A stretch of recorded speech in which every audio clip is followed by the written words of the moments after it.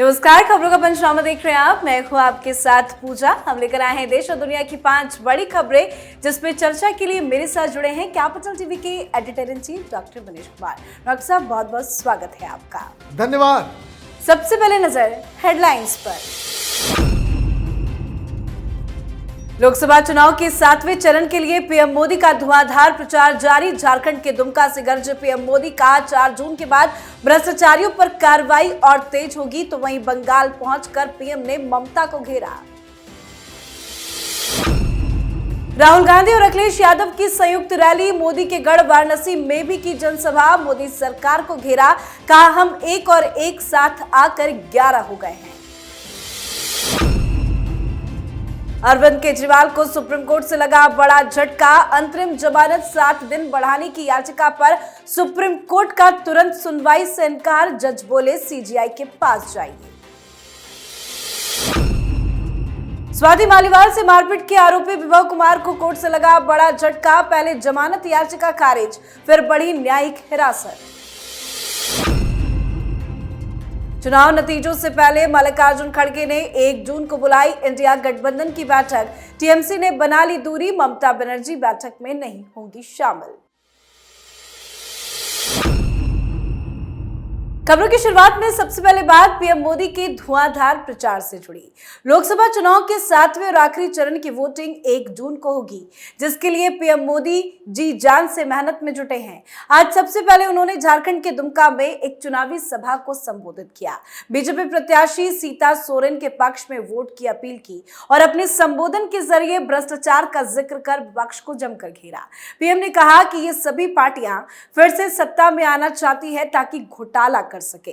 झारखंड को ये सभी पार्टियां लूटने में लगी हुई है। आज यहाँ के चर्चे खूबसूरत पहाड़ों की वजह से नहीं, बल्कि नोटों के पहाड़ से हो रही है। उन्होंने कहा कि 4 जून के बाद भ्रष्टाचारियों पर कार्रवाई और तेज होगी। झारखंड में चुनाव प्रचार के बाद पीएम मोदी पश्चिम बंगाल भी पहुंचे। बंगाल से पीएम ने कहा पहले पश्चिम बंगाल को कांग्रेस ने लूटा, उसके बाद वामपंथियों ने लूटपाट की, अब तृणमूल दोनों हाथों से लूट रही है। साथ ही पीएम मोदी ने नॉर्थ कोलकाता में भव्य रोड शो भी किया है। तो डॉक्टर साहब, आखिरी और 7वें चरण के लिए पीएम मोदी का धुआंधार प्रचार जारी है। कैसे बदलती तस्वीर झारखंड और पश्चिम बंगाल से सामने आ रही है? देखिए, प्रधानमंत्री मोदी अब अपने बहुमत को वो आगे बढ़ाने की प्रक्रिया में है।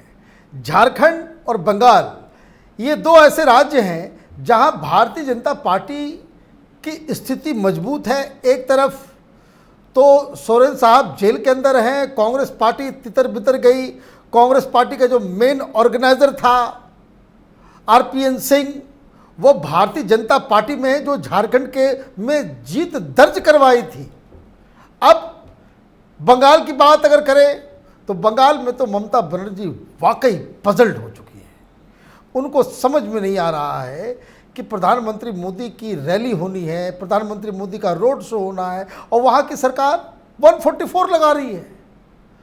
आप ये समझिए, ये कभी होता है? पिछली बार भी इसी तरीके से डरी हुई थी ममता बनर्जी। योगी आदित्यनाथ को पुरुलिया जाना था, आपने उनके हेलीकॉप्टर को लैंड करने की अनुमति नहीं दी, उनको बोकारो में लैंड करना पड़ा। उसके बाद फिर वो गाड़ी से वो पुरुलिया गए थे।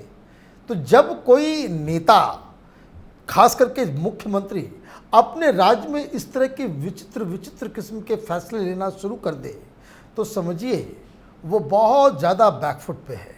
प्रधानमंत्री मोदी बंगाल के ऊपर बहुत आशा लगाए हुए हैं, और मैं आपको बता दूं, बंगाल के अंदर जब रिजल्ट्स आएंगे, जिस हिसाब से राम का नाम चल रहा है, ये मीडिया में दिख नहीं रहा, लेकिन राम का असर, राम मंदिर का असर और हिंदुत्व का असर जो बंगाल में नजर आ रहा है, वो कहीं नहीं। और इसलिए प्रधानमंत्री मोदी लास्ट फेजेस में उन जगहों पे जाना पसंद करेंगे जहां पिछली बार उनको सीटें नहीं मिली थी, लेकिन अपने प्रचार प्रसार से वहां अपनी जीत को वो दर्ज कराने में कामयाब होंगे। इसलिए वो इतनी मेहनत कर रहे हैं। तो पीएम मोदी धुआंधार प्रचार में जुटे हैं, तो वहीं अखिलेश और राहुल गांधी भी एक साथ घूम घूम कर प्रचार कर रहे हैं। उत्तर प्रदेश के बांसगांव देवरिया में राहुल गांधी और अखिलेश यादव ने संयुक्त रैली की। साथ ही पीएम मोदी के गढ़ वाराणसी भी पहुंचे, जहां दोनों नेताओं ने बीजेपी पर शब्दों के तीखे वार चलाए। अखिलेश ने नौकरी और रोजगार का मुद्दा उठाते हुए कहा कि बीजेपी आरक्षण छीन रही है। अखिलेश ने कहा कि लाखों लाख नौजवान पेपर लीक के कारण बेरोजगार रह गए। इंडिया गठबंधन आरक्षण के तहत रोजगार देगी। इंडिया गठबंधन अग्निवीर योजना को समाप्त कर देगी। तो वहीं राहुल गांधी ने संविधान बचाने की लड़ाई लड़ने की बात कही। राहुल गांधी ने कहा कि 3000 साल तक इस देश में दलितों पर अत्याचार हुआ, संविधान ने पहली बार दलितों को इज्जत दी। आज बीजेपी कहती है कि हम अंबेडकर जी के संविधान को फाड़कर फेंक देंगे। मैं हिंदुस्तान के सभी लोगों से कहना चाहता हूं कि बीजेपी आरक्षण को खत्म करना चाहती है। हमारी सरकार आरक्षण की सीमा को बढ़ाने का काम करेगी। डॉक्टर साहब, मोदी के गढ़ में अखिलेश और राहुल की रैली, और अभी कुछ दिन पहले ही प्रियंका गांधी वाड्रा और डिंपल यादव ने भी रोड शो किया था। क्या कुछ बदल सकता है इनके प्रचार से? देखिए, प्रधानमंत्री मोदी अपनी सीटें बढ़ा रहे हैं, अखिलेश यादव और राहुल गांधी अपना टाइम बर्बाद कर रहे हैं। मुझे ये बात समझ में नहीं आ रही, भाई बनारस जाकर के अखिलेश यादव और राहुल गांधी क्या करेंगे? बनारस में कोई इम्पैक्ट होगा? बनारस में वो सीट जीतेंगे?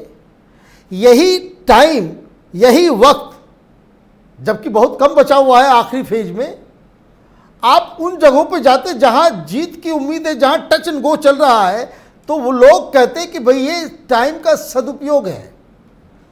आप वहां जा रहे हो जहां आपकी हार जो है वो सुनिश्चित है। प्रधानमंत्री मोदी को कोई, आप आ जाओ, पूरे इंडी गठबंधन की रैली वहां पे कर लो, कोई फर्क पड़ने वाला है काशी के अंदर? एक दिन पहले इसी तरह से आपने देखा, बेसिकली सब लोगों को लगता है भाई काशी जाएंगे, मीडिया में नजर आएंगे। अभी इस माइंडसेट से ये लोग ये काम कर रहे हैं। तो अखिलेश यादव ने अपनी पत्नी को भी वो रोड शो में वहां पे भेज दिया, साथ में प्रियंका वाड्रा थी। तो प्रियंका वाड्रा सबसे ज़्यादा टेलीविजन पे तभी नजर आई जब वो लगातार बनारस में रोड शो कर रही थी, अदरवाइज उनको कोई दिखा भी नहीं रहा। तो अगर ये माइंडसेट है तो ये एक डिफीटिस्ट माइंडसेट है।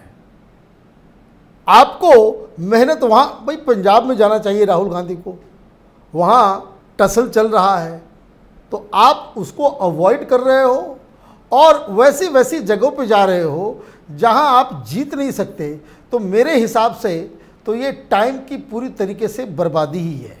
चलिए अब बात करते हैं अरविंद केजरीवाल को सुप्रीम कोर्ट से लगे बड़े झटके की। सुप्रीम कोर्ट ने अरविंद केजरीवाल की 7 दिन की अंतरिम जमानत बढ़ाने वाली याचिका पर जल्द सुनवाई से इनकार कर दिया है। अरविंद केजरीवाल ने मेडिकल ग्राउंड पर अंतरिम जमानत बढ़ाने की मांग की थी, जिस पर आज सुप्रीम कोर्ट में सुनवाई हुई। सुप्रीम कोर्ट में जज जेके महेश्वरी की बेंच के समक्ष यह मामला मेंशन किया गया था। सुनवाई के दौरान सुप्रीम कोर्ट ने साफ तौर पर कहा कि हम इस संबंध में कोई आदेश नहीं दे सकते है। आप इस मामले को लेकर चीफ जस्टिस के पास जाइए, चीफ जस्टिस इस मामले में फैसला लेंगे। मतलब कोई राहत केजरीवाल को आज नहीं मिली है। डॉक्टर साहब, तो केजरीवाल को तो सुप्रीम कोर्ट से आज राहत नहीं मिली, झटका लग गया, पर इस मामले को लेकर सीजीआई आपको क्या लगता है, क्या फैसला लेंगे? देखिए, केजरीवाल बहुत चतुर समझते हैं अपने आप को, और सिंघवी साहब एकदम पहुंच गए सुप्रीम कोर्ट कि माय लॉर्ड, मेरा जो क्लाइंट है केजरीवाल वो बेहोश हो सकता है, उसकी वेट लॉस हो रही है, पता नहीं किस लिए, कैंसर भी हो सकता है, किडनी डैमेज हो सकता है। आप ये भाई शुभ शुभ बोलो यार, राजनीति कर रहे हो, लेकिन इतना भी मत गिर जाओ कि आपको इस तरह की बहानेबाजी, जज साहब ने कहा कि वापस जाओ, क्यों आए हो, क्यों आए हो? फ्राइडे तक जस्टिस दीपांकर दत्ता वो वेकेशन बेंच के अंदर फैसले सुना रहे थे, वो गए और आपने ये एप्लीकेशन दिया, पहले क्यों नहीं दिया? अब क्या है राज इसमें, ट्रिक समझ लीजिए क्या है। दीपांकर दत्ता जस्टिस साहब वही हैं जिन्होंने इन्हें इंटरिम बेल दिया था। अब आप फिर उन्हीं जज के सामने पहुंच जाएंगे तो जज साहब कहेंगे फिर तुम बहाना लेकर के आ गए, तुमको हमने चुनाव प्रचार के लिए टाइम दिया था, और अगर इतनी ज़्यादा तबीयत खराब है तो प्रचार प्रसार बंद कर दो। अगर ऐसा लग रहा है कि भाई बहुत ज़्यादा प्रचार प्रसार, माने तबीयत खराब है, कैंसर हो सकता है, तो किडनी जा सकती है, तो कुछ भी हो सकता है, कहीं पे बेहोश हो सकते हैं, मर सकते हैं, जान जा सकती है, तो रोक दो, मत करो प्रचार। ये 45 डिग्री में धूप में घूमने से क्या फर्क पड़ रहा है। और आम आदमी पार्टी के नेताओं से मैं कहूंगा कि फौरन शीश महल के अंदर जाओ, वहां धरना प्रदर्शन करने बैठ जाओ। उनकी जान की बहुत ज़्यादा कीमत है, राजनीति के लिए वो ज़रूरी है, दिल्ली के लिए भी ज़रूरी है, पंजाब के लिए भी ज़रूरी है। तो सारे आम आदमी पार्टी कार्यकर्ताओं को शीश महल चले जाना चाहिए और कहना चाहिए कि आपको प्रचार के लिए नहीं जाने देंगे, बहुत गर्मी है, बहुत धूप है, आपकी तबीयत बिगड़ जाएगी, आप प्रचार प्रसार के लिए नहीं जाएं। तो ये तो कहानी है। वैसे केजरीवाल कहते हैं कि हम तो भगत सिंह और पता नहीं किसके किसके चेले हैं, जेल जाने में डर लग रहा है, 2 तारीख को किसी तरीके से रुक जाए तो उसके लिए बहानेबाजी की जा रही है। हम लोग शुरू से कहते आ रहे हैं कि ये कुछ न कुछ ज़रूर ऐसा करने वाले हैं कि जिससे जैसा आप कहेंगे भाई छोड़ दो, अब पता नहीं 2 दिन के बाद वो खुद ही एडमिट हो जाए और ये कहेंगे देखिए अब तो हम एडमिट हो चुके, अब कैसे हम जेल जाएं। तो कुछ भी हो सकता है।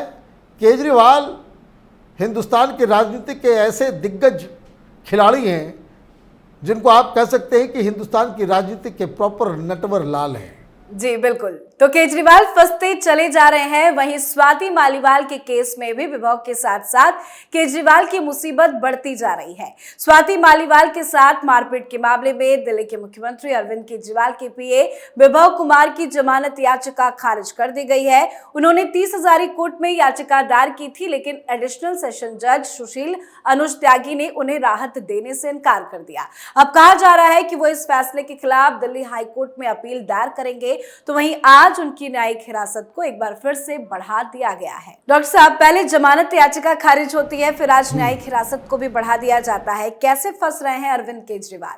देखिए, स्वाति मालीवाल का जो केस है वो क्लासिकल केस है। आम आदमी पार्टी के तमाम लोगों को ये समझ में आ जानी चाहिए, जितने लोग गए आम आदमी पार्टी से बाहर हुए, सबको इसी तरीके से बेइज्जत किया गया, कुछ की पिटाई की गई।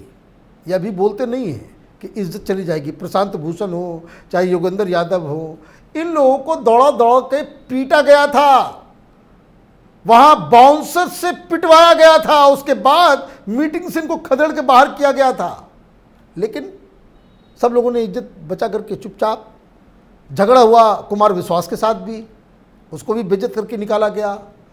तो जितने लोग जा रहे हैं तो सबका नंबर आ रहा है।